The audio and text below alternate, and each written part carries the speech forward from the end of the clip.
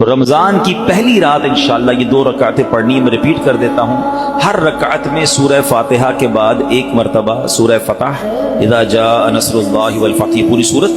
اور جب پوری کر لے 2 رکعت تو 10 بار سورہ قدر، انا انزلناہ فی لیلۃ القدر، یہ پوری سورت. اور اس کے بعد 10 مرتبہ درود پاک پڑھنے ہیں.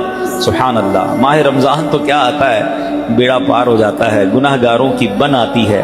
اللہ اس رمضان کی برکتیں ہم سب کو نصیب فرمائے.